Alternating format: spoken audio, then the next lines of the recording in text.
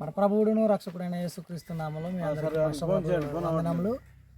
మరి రెండవ రోజు సువార్త ప్రయాణంలో మరి చక్కగా మేము ప్రయాణము చేయుటకు మరి జేమ్స్ గారి ద్వారా వారి యొక్క దగ్గరలో ఉన్నటువంటి దైవజనుల ద్వారా మరి మా యొక్క అపోస్తుల సువార్త పరిచర్యను ప్రకటించుటకు సత్యవాక్యాన్ని చేతపట్టుకుని మరి యొక్క కొండల ప్రాంతంలోకి జేమ్స్ గారి ద్వారా ముందుకు వెళ్ళటకు దేవుడు ఎంతో కృప చూపించాడు.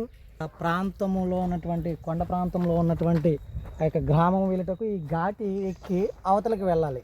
మరి ఈ ఘాటి ఎక్కి అవతలకి వెళ్ళిన తర్వాత మరి అనేక గ్రామాలు ఉన్నాయి.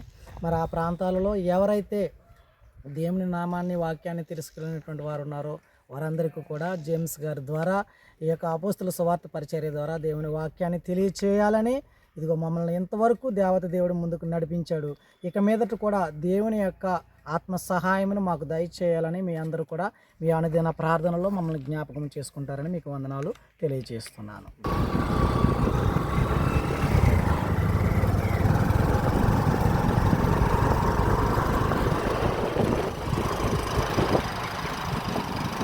ప్రస్తుతమైతే కొండ ఏరియాలో వెళ్తున్నామంటే చాలా ఘాటి ఏరియా.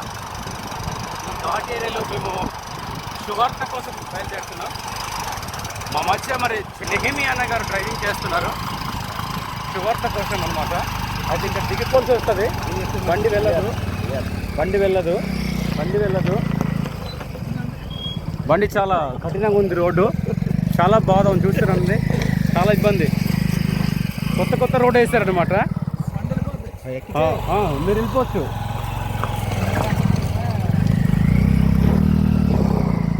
మరి బండి మీద ప్రయాణం అయితే ఒక మనిషికి మాత్రమే వెళ్ళడానికి అవకాశం ఉందండి. మరి రెండవ మనిషి వెళ్ళడానికి అయితే లేదు, కానీ ఒక మనిషి అయినా చాలా జాగ్రత్తగా ఫస్ట్ గేర్లో వెళ్ళడానికి మాత్రమే ఈ ఘాటీలో అవకాశం ఉంది. కనుక మరి మేమైతే నడుచుకుంటూ వెళ్ళడానికి మరి శక్తి దేవుడు ఇవ్వాలని మా కోసము ప్రార్థన చేయండి.